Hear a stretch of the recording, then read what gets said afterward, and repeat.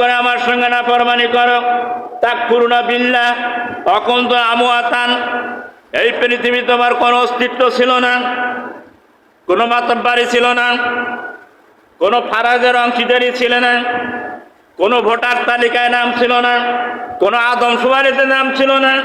সুতরাং আমি তোমাকে অস্তিত্ব দান করে এইভাবে করে মায়ের গর্ভের থেকে দুনিয়ায় তোমাকে এনেছি।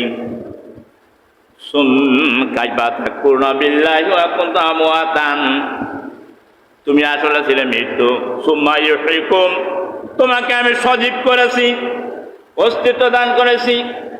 আবার এই পৃথিবীতে কয়দিন ঘুরায় ফেরায়, সুম্মা ইউমিতুকুম, আবার তোমাকে মৃত্যু দান করা হবে, মাটির সঙ্গে তুমি মিশে যাবে।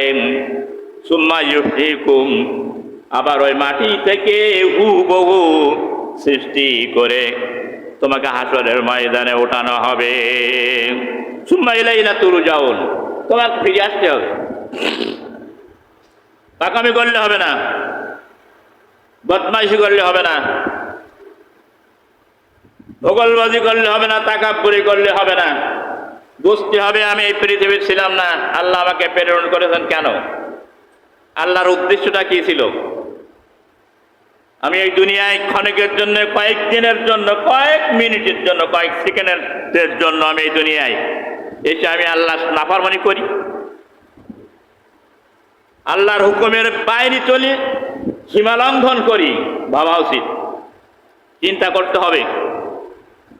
মহান আল্লাহ রাব্বুল আলামিন বলতেন সূরাতুল আনকাবুত 64 নম্বর আয়াত, ওয়ামা হাযিহিল হায়াতুদ দুনিয়া ইল্লা লাহউন ওয়া লাইবুন ওয়া ইন্নাদ দারাল আখিরাতা লাহিয়াল হায়ান লাউ কানু ইয়ালামুন।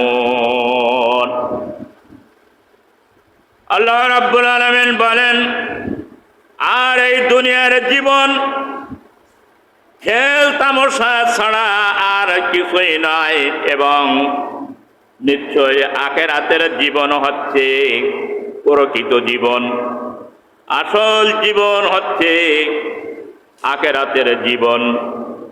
যদি তারা বুঝতো, যারা অবিশ্বাস করে এই কথা যদি তারা জানতো এই দুনিয়ার জীবনটাইকে জীবন নয়, প্রকৃত জীবন হচ্ছে, আসল জীবন হচ্ছে আখিরাতের জীবন।